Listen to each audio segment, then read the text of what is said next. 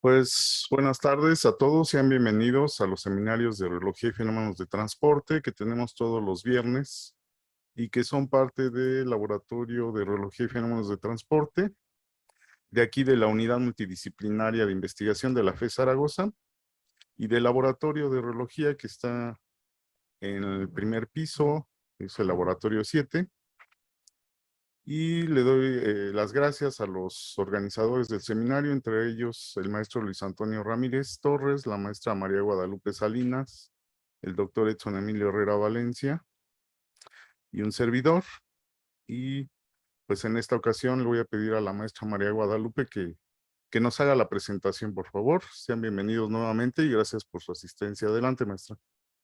Sí, gracias. Buenos días. Bienvenidos a todos. Qué bueno que pudieron conectarse y el día de hoy vamos a estar presentando dos trabajos que posteriormente también se van a presentar, por un lado, en el encuentro de Ingeniería Química de Escuelas de Ingeniería Química de la UNAM, que va a ser en Cuautitlán, y ese proyecto del sistema de captación de agua de lluvia, una propuesta para hacer ese tipo eh, infraestructura para los bebederos. Entonces, Israel Borja y Luis Gerardo nos van a estar hablando un poco de ese proyecto y posteriormente, pues, Mariel Tolama nos va a estar hablando de el proyecto que tenemos con humedales artificiales y celdas de combustible microbianas para generación de electricidad y tratamiento de agua. Entonces, en la primera media hora, pues va a estar Israel y Luis hablándonos del sistema de captación de agua de lluvia. Pues ahí va a haber una parte para preguntas, un tiempo para preguntas y respuestas de esto de la captación de agua de lluvia. Ya después estará Mariela hablándonos del otro tema. Entonces, si Israel, por favor, puedes. Israel y Luis Gerardo son alumnos de aquí de la FE Zaragoza de Ingeniería Química y Mariel también está haciendo su tesis. Ella es tesista de aquí del proyecto en el laboratorio 7 del primer piso de la UMIES, en el caso de la captación de agua de lluvias por parte del programa de servicio social de las plantas purificadoras de agua. Entonces, adelante Israel para que vayan empezando y compartir su pantalla. Hola, buenas tardes. Como ya anunció la doctora, mi compañero Luis Gerardo y yo, Israel, vamos a presentar nuestro proyecto de servicio social titulado Propuesta de un sistema de captación de agua de lluvia, SCAL, para consumo humano en la FE Zaragoza. Bueno, este trabajo se trató sobre una investigación sobre los sistemas de captación de agua de lluvia, pero enfocados a obtener agua para consumo humano. Entonces realizamos cálculos pertinentes al volumen, selección de la superficie de captación adecuado y requisitos necesarios para el proceso de purificación. Bueno, nuestro objetivo principal es proponer el sistema. Y bueno, es proponer el sistema, seleccionar la ubicación y qué adecuaciones se deberían dar a la planta purificadora para poder purificar esta agua de lluvia. Bueno, las plantas purificadoras de la FE Zaragoza tienen el objetivo de ofrecer a los alumnos, docentes y trabajadores agua de calidad establecida, buscando en todo momento el cumplimiento indicado por la norma 127 de la Secretaría de Salud a través de un tratamiento riguroso de purificación. Esto se hace proveniente de agua de la red de la alcaldía, que es agua potable. Entonces, lo que nosotros proponemos es no sustituir, pero sí aumentar la disponibilidad del agua a tratar a partir del agua de lluvia que podamos captar. Bueno, un sistema de captación o cosecha de agua de lluvia, como en sus siglas SCAL, se refiere al mecanismo que utiliza el conjunto de componentes y accesorios como canaletas, tubos, filtros y separadores de agua para realizar la recolección, el almacenamiento y el tratamiento de agua de lluvia. Este tratamiento va va a ser diferente de acuerdo al uso que le vamos a dar al agua captada. El, el, bueno, el uso que nosotros pretendemos es el uso potable. Para esto vamos a necesitar una superficie de captación muy limpia y un proceso riguroso de purificación. También existen la captación para usos no potables, que pueden ser los sanitarios, los de limpieza y los de riesgo. En estos igual requieren un tratamiento, pero no tan riguroso. Y por último vamos a tener la captación a través de jardines infiltrantes, en calles o así, y estos sirven para la recarga de mantos acuíferos o el uso agrícola. Bueno, un sistema SCAL tiene consideraciones y restricciones. La primera de ellas es que las precipitaciones son un fenómeno intermitente, no ocurren siempre. Entonces, la cantidad de agua posible a captar va a depender directamente del volumen de lluvia que cae en cada lugar. Por ejemplo, en México hay una estación de lluvia que dura aproximadamente 4 meses. Entonces, los otros 8 meses, pues no es posible captar agua de lluvia. Y la otra es que nuestro sistema esté expuesto a la superficie, vamos a estar expuestos a contaminación. Por eso es importante tener un tratamiento del agua captada. Bueno, por ejemplo, aquí presentamos datos de precipitación en la Ciudad de México. Como podemos ver, el periodo de lluvias inicia en junio y termina en septiembre, dándonos un punto máximo en julio de alrededor de 125 milímetros mensuales. Y podemos ver que prácticamente 6 meses la lluvia es nula, que sería de enero a abril y noviembre y diciembre.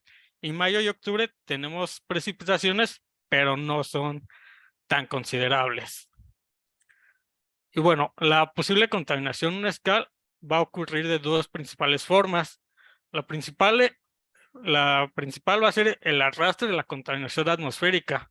Sabemos que en la Ciudad de México existe una contaminación por las industrias que crea una capa de diversos compuestos en la atmósfera. Entonces, cuando llueve, esos compuestos son arrastrados otra vez a la superficie y van a se van a mezclar con la lluvia, generando fenómenos como la lluvia ácida.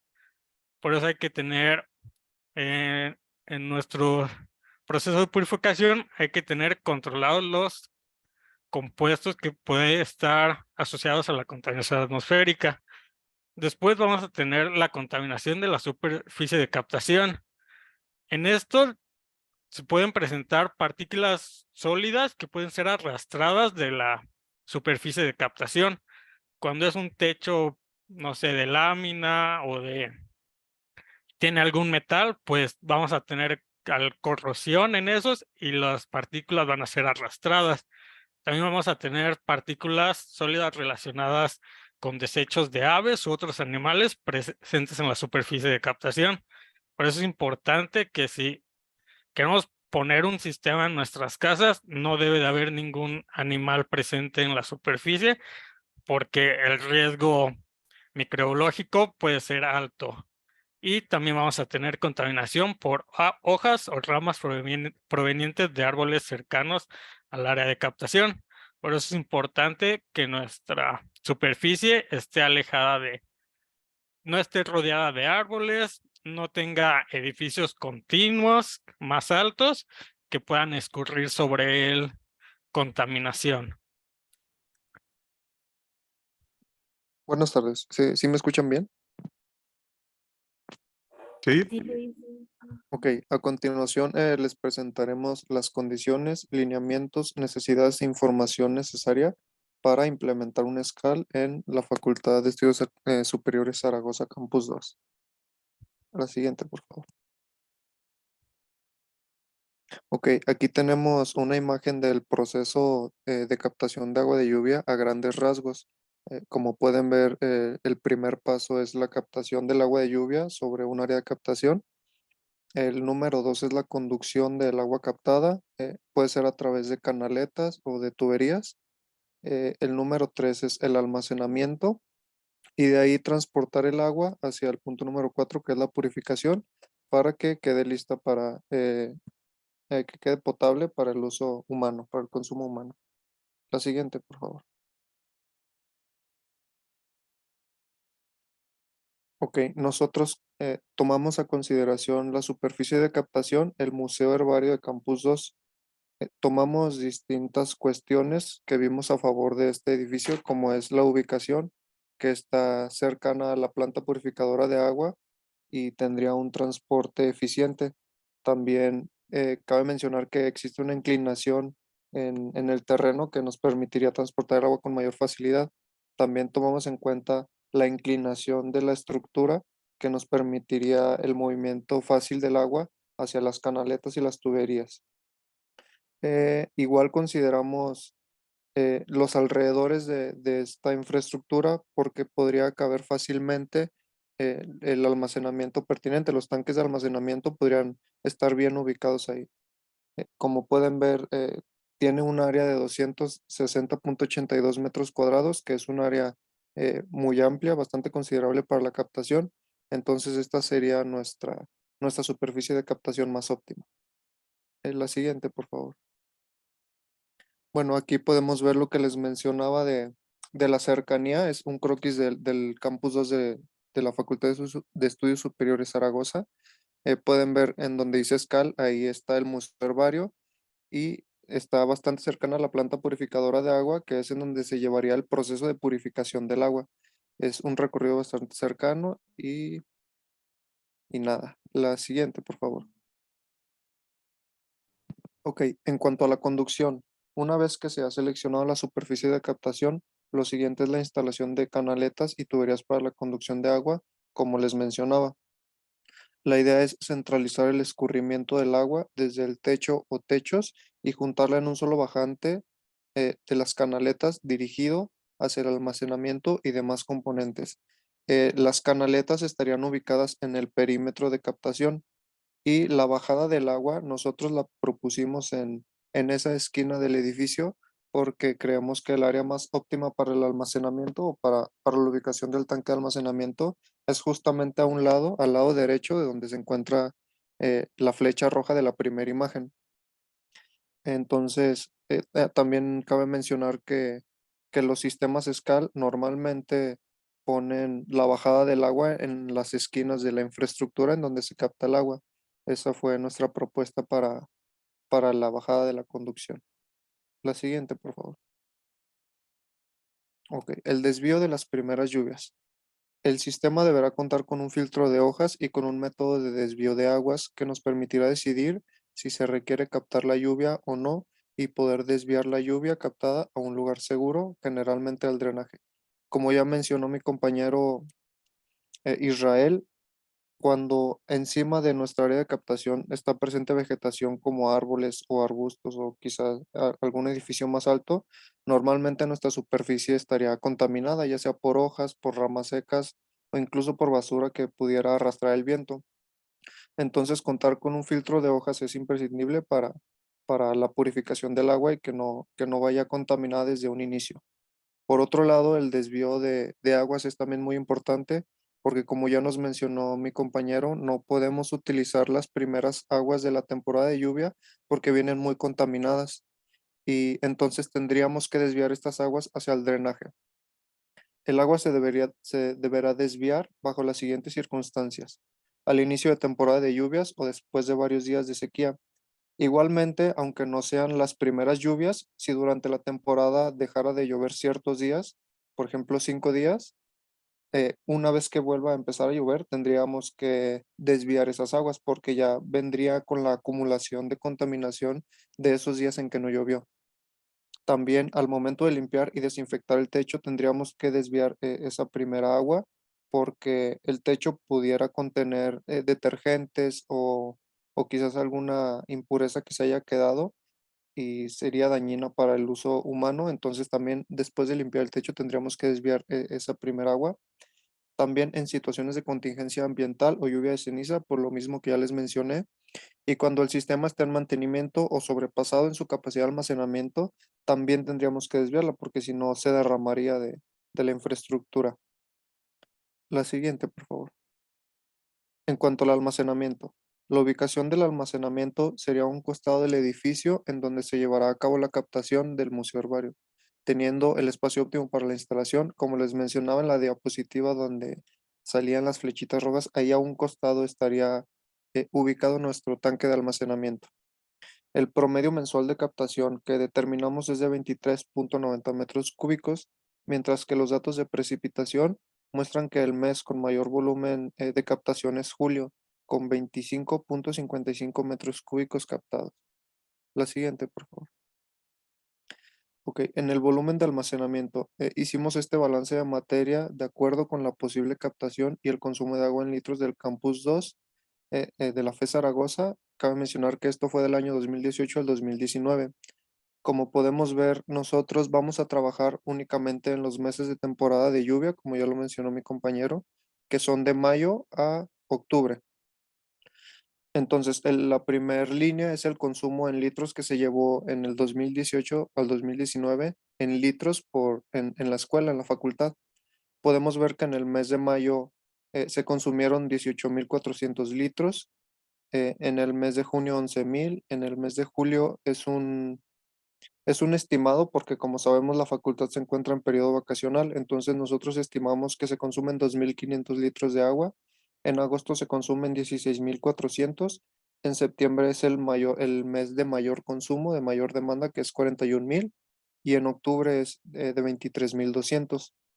En la línea siguiente nosotros colocamos la captación estimada de lluvia, de agua de lluvia. Podemos ver que en mayo es cuando empieza ligeramente la temporada de lluvia, se capta poca agua, relativamente poca agua, como son 8.300 litros. Entonces, en comparación con la demanda, pues nos haría falta una cantidad de 10.100 litros de agua. En el mes de junio se consumen 11.850, pero ya sería una mayor captación de 23.900 litros. Entonces, haciendo la diferencia, pues nos queda 12.050 litros de agua y eso, como ven en la última línea, es lo que se va acumulando, 12.050 litros. En julio, que es el mes de mayor captación, de hecho, nosotros pusimos el promedio, pero en las estadísticas dice que es el mes donde mayor agua se capta y es donde nosotros menos consumimos. Entonces, se captarían aproximadamente 23.900 y la diferencia sería de 21.400 litros. Y eso sumado con el acumulado del mes pasado que ya teníamos, nos da un acumulado de 33.450 litros. En agosto es lo mismo, se consumen 16.400 litros, captamos 23.900, la diferencia es de 7.500 y el acumulado crece aún más a 40.950 litros. Como pueden ver, septiembre es el mes de mayor consumo y la captación de 23.950 nos da una diferencia en este caso negativa, de menos 17.200 litros. Significa que nos haría falta esa cantidad para poder abastecer la demanda. Pero como recuerdan, tenemos un acumulado de 40.000 litros, entonces en teoría sí podríamos abastecer esa demanda y aún nos sobraría un acumulado de 23.750 litros. eh, Pasando al siguiente mes de octubre, son 23.000 litros, igual. Ahí ya reduciría la captación a 11.500 porque ya va terminando la temporada de lluvias y nos harían falta 11.700 litros de agua, pero utilizando el acumulado que ya teníamos, nos quedarían 12.050 litros de agua que fácilmente podríamos usar en el mes de noviembre, cuando ya no captaríamos agua, abasteciendo la mayor parte del mes de noviembre. La siguiente, por favor. El almacenamiento. De acuerdo con los datos obtenidos de precipitación, captación y espacio, se propone un volumen de almacenamiento de 10 metros cúbicos, en el cual tomamos en cuenta diferentes factores, como son el espacio disponible para la infraestructura. Como les comentaba, tenemos un espacio óptimo al lado del Museo Herbario, en donde fácilmente podría caber uno o dos tanques de almacenamiento. El agua que el agua se debería de ir consumiendo al mismo tiempo que se va captando. Quizás en la tabla anterior parecía que el agua estaría en el almacenamiento, por ejemplo, los 40,000 litros, pero no, el agua se debería de ir consumiendo al mismo tiempo que se va captando. El almacenamiento se combinará con los tanques presentes en la planta purificadora de Campus 2. Aunado a estos tanques de almacenamiento o a este tanque de almacenamiento que nosotros proponemos, la planta purificadora ya cuenta con tanques de almacenamiento. Son dos que están en funcionamiento de 5,000 litros. Entonces, aunado a esto, ya aumenta nuestro volumen de almacenamiento. Y también que el volumen comercial más grande para cisternas prefabricadas que encontramos es de 10 metros cúbicos. La siguiente, por favor. Como les mencionaba, esta es la cisterna más grande que encontramos y es la que propusimos, que es de la marca Rotoplas. Capacidad en litros es de 10,000, tiene un diámetro de 2,38 metros. La altura ya con tapa es de 2,43. El diámetro con tapa es de 0,60 metros y tiene un abastecimiento aproximado para 35 personas. La siguiente, por favor. Ok, el proceso en la planta purificadora de agua de Campus 2. Como sabemos, en la FE Zaragoza han existido las plantas purificadoras desde el año 2012, las cuales suministran agua potable a la facultad a través del proceso que pueden ver ahí. Primero llega el agua potable de la alcaldía, pasa a través de unos prefiltros, la almacenamos para poder arrastrarla a través de una bomba a un filtro de lecho profundo que nos ayuda a eliminar sólidos suspendidos en el efluente. Después pasa a un filtro de carbón activado que, como sabemos, es un polvo fino que se obtiene al someter el carbón a altas temperaturas y nos ayuda a filtrar el agua a través de estos pequeños poros que no permiten el paso de microorganismos tóxicos. Incluso puede atrapar bacterias y virus que están presentes en el agua. Después pasa a filtros pulidores que tienen la función de retener impurezas de hasta 5 micras que tiene como objetivo mejorar la claridad y el sabor del agua. Después pasa el agua a un ozonificador a una luz ultravioleta que nos ayuda es como un método de desinfección del agua que inactiva o desactiva microorganismos como bacterias, virus y protozoos, pasando de ahí a un ozonificador, que es básicamente un desinfectante de bacterias, virus y parásitos. Después, para finalizar el proceso, pasa eso a un almacenamiento que les comentaba y de ahí es arrastrado por una bomba ya como agua purificada para abastecer la facultad, para irse hacia los bebederos. La siguiente, por favor. Las modificaciones que nosotros propusimos para el proceso básicamente es la adición de KDF, Kinetic Degradation Fluxion. Dicho compuesto es una formulación de cobre y zinc de alta pureza que utiliza un proceso químico básico conocido como redox para eliminar el cloro, plomo, mercurio, hierro y sulfuro de hidrógeno del suministro de agua. Esta aleación elimina más del 95% del cloro libre antes de que llegue al lecho de carbón, de modo que el carbón pueda concentrarse en eliminar los elementos orgánicos. Incluso aumentaría la vida de nuestro material. Nosotros propusimos usar un filtro combinado. Creemos que no es necesario comprar un filtro nuevo para rellenarlo solamente de KDF, sino que combinar el filtro con el que ya se tiene de carbón activado. Y el carbón activado en conjunto con el KDF realizaría un gran trabajo, por lo que creemos que no hay necesidad de comprar un filtro. Como lo pueden ver en la imagen, llevaría el filtro la grava, el carbón y el KDF. La- Bueno, como conclusiones, tenemos que el beneficio que presentaría la instalación de un SCAL en el campus 2 de la facultad sería bastante amplio, ya que aumentaría la disponibilidad de agua potable para su purificación y también sería un alivio al sistema de drenaje, que sabemos que en México es combinado, es decir, que la lluvia se va al mismo drenaje que las aguas negras, resultando en la contaminación de la primera. Pero bueno, el principal es el aumento de disponibilidad de agua potable. Como vimos en las gráficas, podemos abastecer solo de agua de lluvia prácticamente 6 meses de todo el año.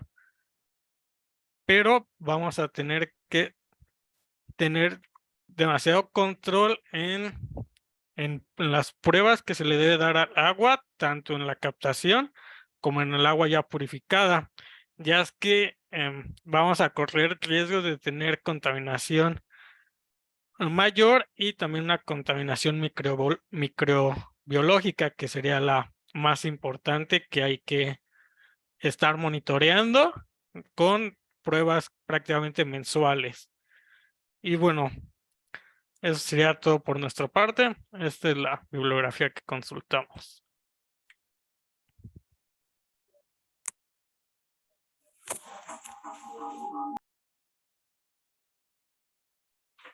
Gracias, Israel. No sé si haya alguna pregunta para los compañeros de Agua de Lluvia. Les agradezco yo el que hayan dedicado tiempo a desarrollar todo esto y bueno, si hubiera alguna pregunta, adelante. Que pudieran levantar su mano o abrir su micrófono. Sí, creo que el maestro Luis Antonio. Sí, doctora, gracias. Bueno, primero felicitar a los alumnos. Gracias por exponer su trabajo aquí en estos seminarios. Siempre es importante ensayar, ¿verdad? Cómo presentamos nuestro trabajo y tal. Rápidamente una pregunta ya para que pase el siguiente equipo, les dé suficiente tiempo. Mi pregunta es, ¿qué prueba utilizarían ustedes para conocer si que sea barata, que sea rápida, que el equipo no sea caro? Digo, estoy pidiendo muchas cosas, pero ¿qué prueba elegirían para que ustedes supieran que esa agua que captan de la lluvia fuera potable o al menos para consumo, digamos que llegue a la categoría de agua tratada, por así decirlo? Gracias.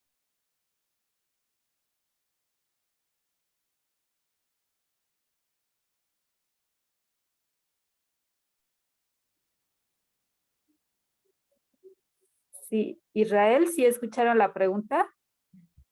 Sí, bueno, en realidad creo que se deben de contemplar más de una prueba.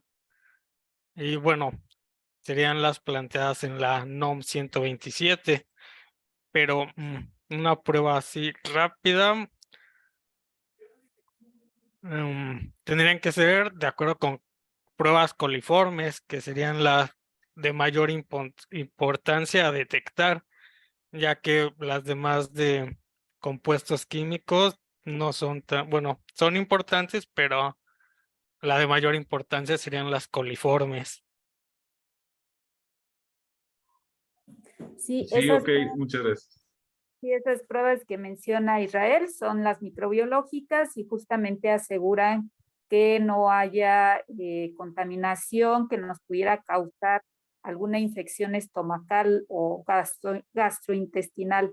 Entonces, esas son de las principales, pero sí hay una serie de parámetros con los que hay que cumplir, que como dijo Israel, están indicados en la norma 127, entonces tendríamos que hacer una corrida de análisis de esos parámetros para asegurar pues que el agua es apta para su consumo humano. Pero bueno, ahorita por el tiempo, como lo mencionó el maestro Luis, pasamos a la siguiente presentación. Entonces, Israel, sí, por favor, dejas de compartir la pantalla para que ahora Mariel comparta su pantalla y entonces escuchamos ahora la presentación de Mayra Mariel Tolama, que es tesista de Ingeniería Química de aquí de la FE Zaragoza y nos va a hablar ahora sobre el proyecto que tenemos relacionado con humedales artificiales asistidos electroquímicamente para Perdón, maestra, ¿me permites una pregunta rápida? Ahí ¿Sí? para los anteriores. Sí, sí, adelante, doctor Fausto. Gracias, yo también me parece muy buen proyecto, muy interesante. Yo nada más les recomiendo, pues sí hubiera sido bueno que prendieran su cámara, ¿no? Si van a hacer esta presentación como dice la maestra, en otro congreso, pues sí y es en línea, pues sí es bueno que prendan su cámara, por lo menos por respeto al auditorio, que sepan quién es el que está presentando. Esa es mi recomendación y que revisen un poco Las diapositivas ya la quitaron, pero si revisan la diapositiva 8, ahí tienen un error ortográfico, un error de dedo más bien. Ahí les viene error de dedo en la diapositiva 8. Entonces, por favor, revisen con cuidado sus diapositivas. Y sí, sí les pido que cuando expongan, por favor, prendan su cámara por respeto al auditorio. Gracias, maestra. Gracias por los comentarios, doctor Fausto. Los vamos a tomar en cuenta.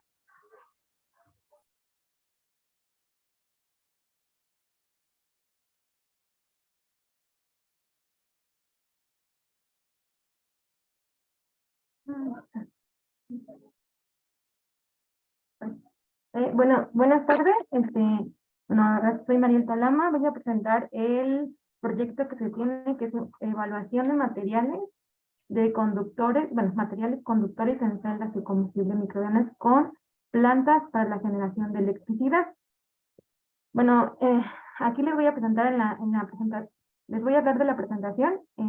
Tiene como introducción, metodología, resultados, conclusiones, perspectivas y agradecimientos.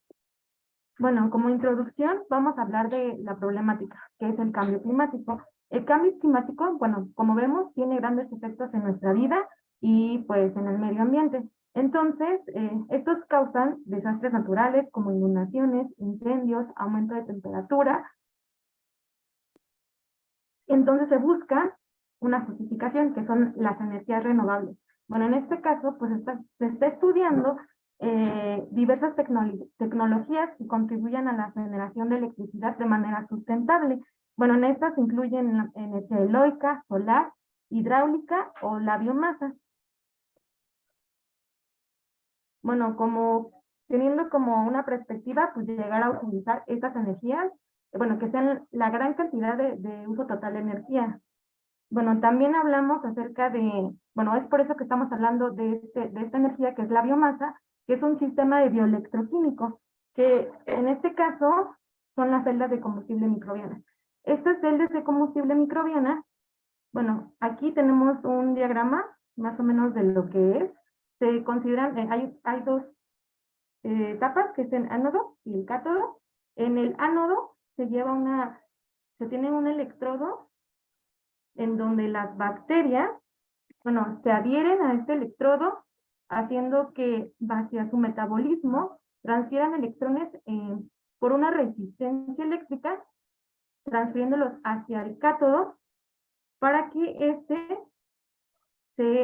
reaccione con el oxígeno y se lleve su metabolismo. Bueno, en este caso, pues, los compuestos que se tienen es la membrana de separación, una resistencia externa y, pues, colectores de corriente.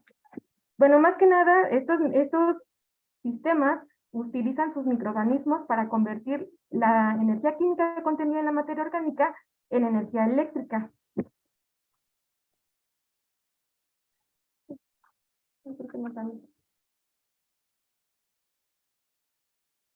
Permítanme un momento.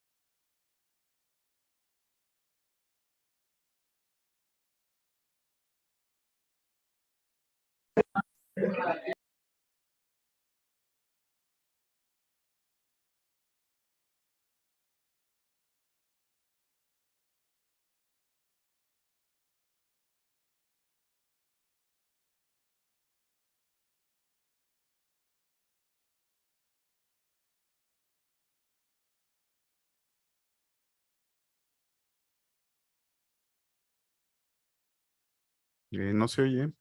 Ya, una disculpa, es que tuvimos problemas con la presentación. Bueno, entonces, a partir de este sistema de celdas de combustible microbiano, que hablan de una planta, bueno, de una celda de combustible microbiano con una especie de fetal. Bueno, en este proyecto, pues, estudió esta celda en el sistema se aprovecha la energía solar para producir electricidad de una manera limpia y eficiente, en el cual, en este caso, vemos que se integran las raíces de la planta, que estas raíces nos ayudan a formar una biopelícula en el ánodo para que estas se adhieran, las bacterias se puedan adherir mejor y pueda tener una mejor flujo de electrones hacia el cátodo. Bueno, se toman también los exudados de la planta como materia orgánica, los cuales también son tomados como sustrato o alimento para las bacterias y pues sigan llevando a cabo su metabolismo. En este caso, en el ánodo se lleva a cabo la oxidación de la materia orgánica y en el cátodo se lleva la reducción del oxígeno. Y para estas celdas, bueno, se hablan de dos tipos, en donde se pueden haber de un compartimiento o dos compartimientos, y cuentan con una especie vegetal, un área anódica, un área catódica, un ánodo y un cátodo, una membrana selectiva, un circuito eléctrico externo, un electrolito o un sustrato, como bien decíamos, que en este caso es agua residual sintética, un empaque o material de soporte y colectores de corriente. Aquí vemos en imagen, pues es la celda que nosotros construimos. Aquí está el cátodo. En la parte de abajo se encuentra el ánodo. Bueno, esta es la terminal del cátodo en donde se midió el potencial. Y pues también cuenta, bueno, a partir de que el cátodo y el ánodo se pusieron en la celda, se conectó una resistencia eléctrica y pues también aquí está la terminal del ánodo. Bueno, ¿cuáles son las reacciones que se involucran en esta celda? Una de las reacciones que se involucran es en la oxidación del ánodo, es la oxidación del acetato, la reducción del acetato. En pues se toman contaminantes, en dado caso como el acetato, se hace en un compuesto más pequeño para que pues tenga menor impacto en el ambiente. Para estas reacciones se espera, bueno, bajo condiciones estándar, un potencial de ánodo de menos 289 volts.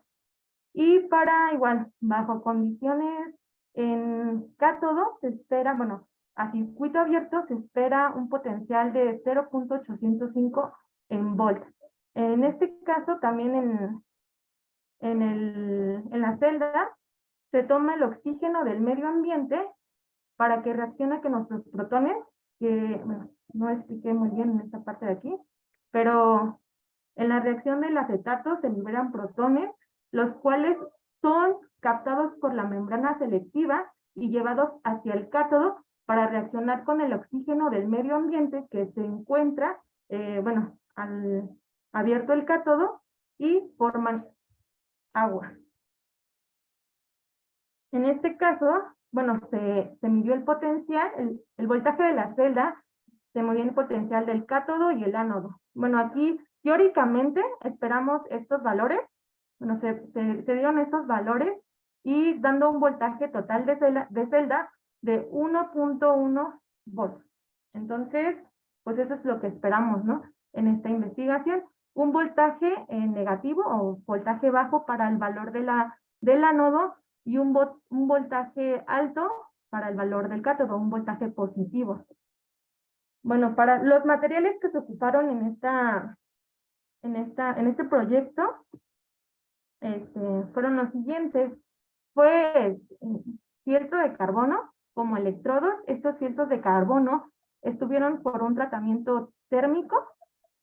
Bueno, el contenedor, que en este caso, pues aquí fue fabricado de PVC. Nuestra especie vegetal,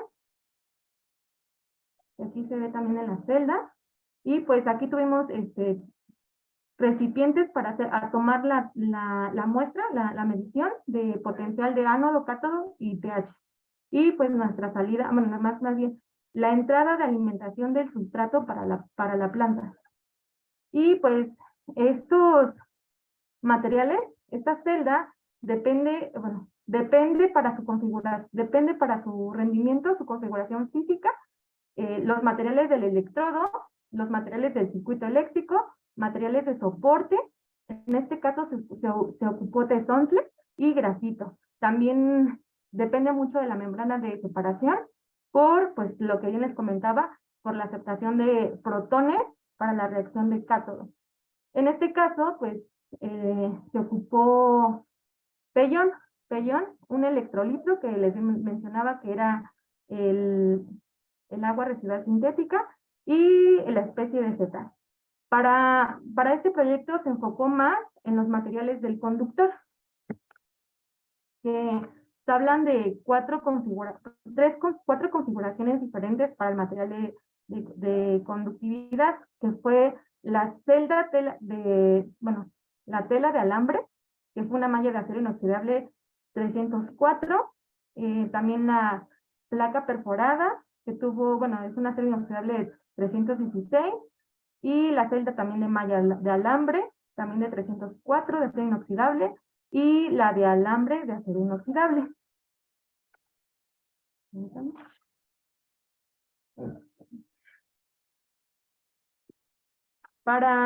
Aquí ya se montaron las 12 celdas. Para cada configuración se hicieron por duplicado, en este caso, las placas perforadas, malla de alambre y alambre. Se hicieron por duplicado para ver su comportamiento.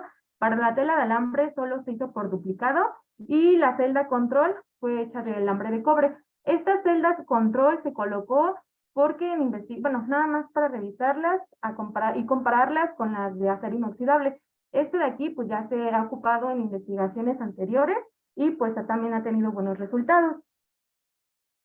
En este caso, las dimensiones del fieltro de carbono fueron de 10 centímetros de diámetro y para el compartimiento de la celda fueron las medidas de 10 centímetros de diámetro y 10 centímetros de alto. Aquí vemos nuestra fabricación de nuestras 12 celdas y pues aquí en la parte de arriba es nuestra alimentación de nuestra agua sintética. Para este proyecto se midieron varios parámetros, que fue el potencial de ánodo, potencial de cátodo, voltaje de la celda de circuito abierto, corriente eléctrica, potencia eléctrica y curvas de polarización. Para estas medidas se ocupó para el potencial de ánodo y cátodo y voltaje de circuito abierto, se ocupó un electrodo de referencia de plata con cloruro de plata y con cuerpo de cloruro de potasio, 3 molas, este fue fabricado en el laboratorio de Lumia. Las mediciones se hicieron de la siguiente manera. Aquí tenemos un ejemplo de cómo se midió el voltaje de la celda a circuito, el voltaje total de la celda. Aquí vemos que esta es la del cátodo y la conexión del ánodo. Estas se conectaron, lo que nos daba un voltaje aproximadamente de 225.5, que fue un voltaje alto para la celda. Aquí vemos nuestro multímetro. De aquí, pues aquí veíamos nuestro tubo para medir el pH, para medir nuestro potencial del cátodo y para medir nuestro potencial de ánodo. Aquí también podemos ver nuestro electrodo de referencia que se ocupó para determinar estos parámetros. Estos tubos en donde se hicieron las mediciones fueron de PVC con media pulgada y estos se aislaron con un tapón para que en dado caso las reacciones que se llevaban a cabo en el ánodo y en el cátodo, más que nada en el ánodo, no tuvieran contaminación con el medio ambiente. Aquí también tenemos nuestros resultados. Como les comentaba, los potenciales que se esperaban pues son potenciales bajos, o sea, negativos. Entonces vemos que aquí está la comparación de nuestras 3 configuraciones, que es la placa, la malla y la celda control. 3 configuraciones. En este caso se quitó la de alambre, porque pues tuvo corrosión, entonces se quitó y solo se dejó pues las celdas que daban mejores valores, que fueron las celdas de configuración de placa. En este caso, pues tenemos valores más altos, que los podemos ver. Aquí está nuestra zona, pues están en la parte negativa, es lo que se esperaba. Y nuestros valores más altos para la placa fue en el caso, la placa 2, de un potencial de ánodo de menos 289.1 en milivolts, y en la placa 3, menos 229.7. Entonces, estas fueron los más altos para nuestra celda, que pues seguían la tendencia. Aquí vemos que siguen la tendencia de lo que se espera en los estándares o en la ideal, una tendencia negativa. También aquí vemos el voltaje de la celda total. Igual, de la misma manera, en la parte de la línea verde vemos la configuración de la celda, que podemos ver aquí que el voltaje de la, bueno, el potencial del ánodo ayudó a que el voltaje de la celda pues fueran los más altos. También una cosa que quiero recalcar es que también lo que mencionaba yo al inicio, que se esperaba un potencial de ánodo bajo y de cátodo positivo. También aquí en el cátodo obtenemos valores positivos, que se puede decir que se están teniendo una tendencia como en el estándar o lo ideal. También se midió los voltajes de la celda que bien les mencionaba aquí, de la placa 2, que fueron 380.4 milivolts y 290.6 igual milivolts. Para estos resultados, se colocó en el cátodo, bueno, para cerrar el circuito, se usó una resistencia de 11.30 kiloohms, esta con la finalidad que, bueno, como les mencionaba, la celda microbiana ocupa una resistencia para que, bueno, cerrar el circuito y esa resistencia nos garantizara que el flujo de electrones entre el ánodo y el cátodo sea continuo, ¿no? Y más que nada que en esta etapa se llevan a cabo las mediciones de intensidad de corriente en estos datos, y se elaboraron curvas de descarga con estos datos. Ya teniendo nuestros valores de voltaje, se elaboraron curvas de descarga.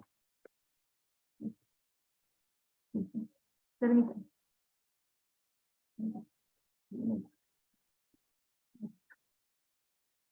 Bueno, ya con nuestras curvas de descarga de las placas que tuvieron mejores valores en voltaje de celda, se seleccionó la placa 2. Para estos datos de curva de descarga, se ocuparon 2 multímetros. Bueno, en este caso un multímetro midió el voltaje en milivolts y otra la corriente eléctrica en amperes. Y bueno, para la curva de polarización, se ocupó una potencia para cada celda. Se usó una caja de resistencias variables con valores desde 20 kiloohms hasta 1 ohm. Y bueno, también quiero comentarles que en una investigación previa en el grupo de la Universidad de Arizona se hizo la comparación de diferentes potencial de ánodos, en donde, bueno, se hizo para observar el crecimiento de la bacteria, de la bacteria, y determinar que en este caso, en esta investigación, se vio que los potenciales más altos para ayudar al crecimiento o al consorcio bacteriano fueron potenciales los más bajos, o sea, los más negativos. Entonces, aquí podemos ver que el potencial del ánodo nos ayudó, bueno, con este estudio podemos ver que nos ayudó a que nuestro consorcio bacteriano pudiera estabilizarse mejor y creciera, ¿no? Bueno, aquí en este caso, también este aumento del consorcio bacteriano ayuda a tener una intensidad de corriente más alta. Bueno, en esta tabla, o en esta gráfica, podemos observar que las celdas con mayor densidad de corriente fueron aquellas que contaban con un potencial más negativo en el ánodo. Y lo que podemos sugerir es que el potencial de ánodo más negativo favoreció a las condiciones, como les decía, del consorcio bacteriano y para producir mayores corrientes, intensidad de corriente. Bueno, y lo vemos aquí, que fueron con estas, que fue la placa 2 y la placa 3.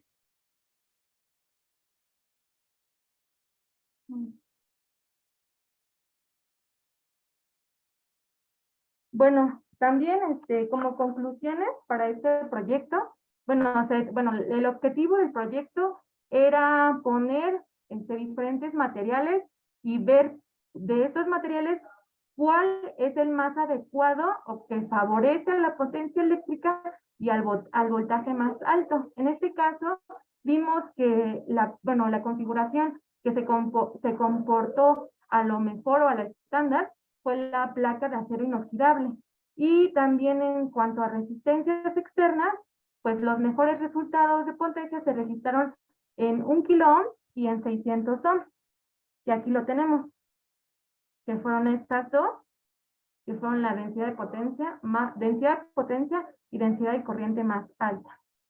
También, como conclusión tenemos que para esta configuración, ya como les mencionaba, para poder tener una celda de combustible microbiano con especie vegetal, hay muchos valores que llegan a afectar en la celda.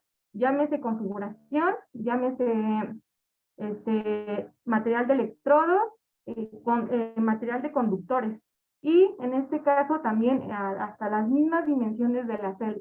Entonces es por eso que nosotros ya tenemos en este proyecto, sacamos a nuestro mejor candidato, que es la placa de acero inoxidable. Entonces lo vamos a poner igual a trabajar con, y evaluar relación de área-volumen con celdas más grandes para ver, en dado caso, para esta configuración, con qué volumen trabaja mejor. También bueno, las perspectivas para este proyecto es seguir investigando y ver la posibilidad de optimizar más variables. Como les mencionaba, pues a lo mejor ya optimizamos o vemos que el material que trabajó mejor fue el de la placa de acero inoxidable, pues ya a lo mejor es una variable para nuestra celda. En el siguiente proyecto vamos a ver la variable de volumen, área-volumen en nuestra celda, y pues ver más o menos qué resultados vamos a obtener.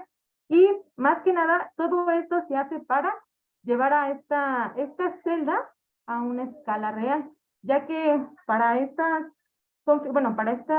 tecnologías se ocupan para poder, tener para generar electricidad y pues ayudar a la generación de electricidad de manera limpia. La otra es eliminar contaminantes del agua. Entonces, si lo llevamos a una escala más real, pues puede llegar a ayudar a centros rurales que en donde pues puedan sufrir de agua contaminada, ¿no? Y pues también crear más ventajas y beneficios de este sistema. También en un futuro, pues queremos medir oxígeno disuelto y OR. Y aquí también están nuestros agradecimientos y nuestras referencias. Bueno, pues muchas gracias a Mariel. No sé si hay tiempo para preguntas, doctor Fausto. Sí, claro. De hecho, yo quisiera participar antes, si me permites, maestra. Ya, listo.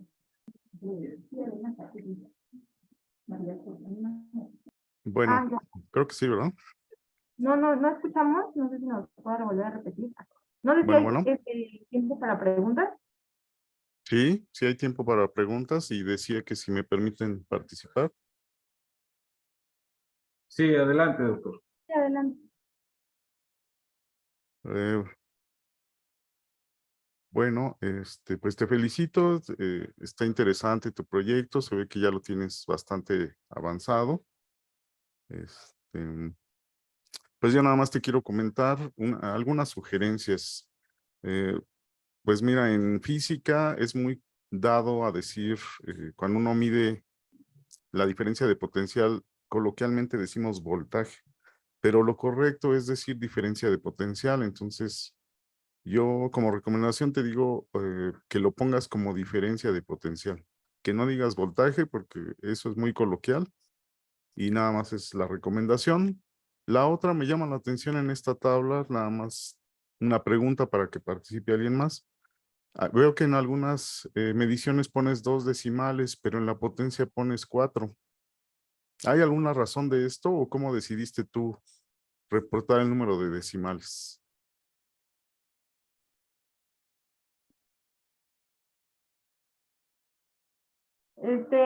Bueno, en este caso, pues estábamos revisando que todas tuvieran 2 decimales, pero yo creo que en esta tabla, pues sí, se me fue el dedo y dejamos un poquito más de decimales, pero se va a corregir. Eso sí, nada más es error de dedo. Ok, pero ¿por qué 2?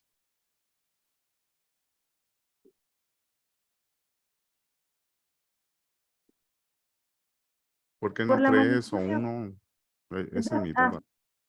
por la magnitud de voltajes bueno, se midieron, más que nada para dejarlo claro que nada más, bueno, en este caso también uno iba a ser nada más uno. Entonces, eso es por la magnitud de los valores que se obtuvieran.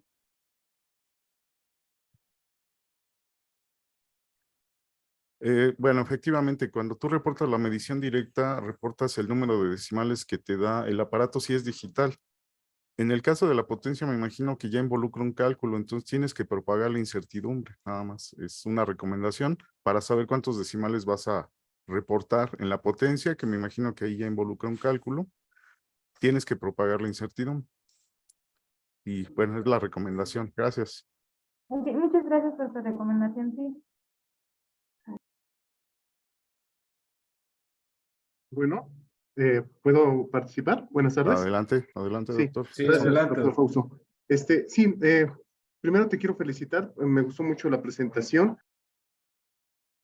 Bueno, el único comentario que yo te haría es referente a que siempre destaques muy bien la parte original de lo que se está haciendo. Es muy importante que eso lo destaques más. Otra de las cuestiones que me parece importante es que tú hablas de, escuché bien, bacterias, ¿no? ¿Tienes bacterias en el medio? ¿Qué tipo de bacterias tienes? Bueno, no sabemos todavía qué tipo de bacterias son, porque se necesitaría hacer un estudio bacteriológico para revisar bien qué bacterias son, ¿no? Porque en en el consorcio bacteriano puede haber muchas bacterias. Y bueno, lo que se puede suponer que las bacterias bueno, las más activas, se- las bacterias electrogénicas, que son las bacterias que ayudan a que los electrones fluyan del ánodo al cátodo, bueno, es un campo, se llama Angiobacter. Bueno, es el más genérico, es lo que puedo decir. Ok, ok. ¿Y tú crees que sea una razón, o sea, podría modificar los resultados que presenta si hay diferentes tipos de bacterias? Es decir, tú vas a hacer el análisis y vas a tener un medio donde va a haber bacterias de un tipo. Si yo cambiara ese medio con otro tipo de bacterias, ¿cambiarían tus resultados? No lo sabemos, pero ¿tú qué crees? Sí, porque, bueno, las bacterias, en sí no todas están, bueno, son activas, entonces si no sabemos qué tipo de bacterias, en este caso ya se comprobó que la Geobacter, que es la más genérica, sí es electrogénica, pero las especies sí llegan las diferentes especies de bacterias sí llegan a transferir electrones de una manera o no. Entonces, en este caso, si tuviéramos otro tipo de bacterias, pues a lo mejor pudiéramos tener otro resultado. Pero necesitamos un estudio bacteriológico para ver qué bacterias tenemos ahorita con estos resultados y ver cómo están afectando. Una de las cosas que me llama la atención en esta tabla, perdón, y con eso termino, es que todos lo están manejando con densidad de corriente, densidad de potencia, ¿por qué es necesario medirlo en ese tipo de unidades? O sea, porque son unidades de área, ¿no? O sea, lo que estás viendo es potencia, o sea, energía por unidad de tiempo por área, corriente por área, que es una densidad. Pero ¿por qué no involucras el volumen? Ok. Bueno, esta densidad de corriente se mide para poderla comparar con con otras investigaciones. Y esta área por metro cúbico es el área que se tiene por el electrodo. Solamente aquí estamos trabajando el área que ahora sí que las bacterias, está trabajando los 10 centímetros de diámetro, que es el área del electrodo. Para proyectos más adelante se piensa trabajar con volumen, que sería el volumen de la celda, o jugarlo ya en nuestro curso. Perfecto. Bueno, muy bien, pues por mi parte es todo. Muchísimas gracias. Te felicito.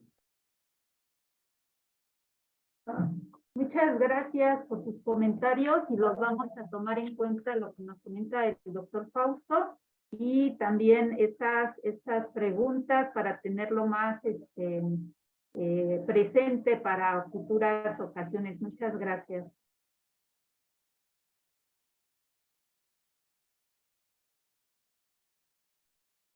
Luis, ¿algún comentario? No sé si alguna cuestión que quieras comentar. Sí, bueno, yo coincido con los comentarios previamente establecidos de que sí hay que resaltar lo novedoso, hay que poner una diapositiva con el resumen de lo que se encontró novedoso en comparación a estudios previos, su posible futura aplicación y pues nada más. Perfecto. Ok. Luis, si quieres terminar el seminario o lo termino yo, la maestra lo va a terminar. Sí, está bien. Bueno, pues damos por concluido el seminario. Recuerden que estos seminarios son grabados y posteriormente son subidos a YouTube para que ustedes los puedan consultar cuando gusten. Los invitamos al siguiente seminario que se va a llevar a cabo la siguiente semana. Agradecemos a los asistentes y los esperamos la siguiente semana. Que tengan un excelente fin de semana, descansen y hay puente afortunadamente. Entonces descansen, aprovechen y hasta luego. Buen día. Muchas Hasta gracias. luego, muchas gracias. Hasta Gracias luego. por todos sus comentarios. Bye. Gracias. Bye. Gracias, hasta luego.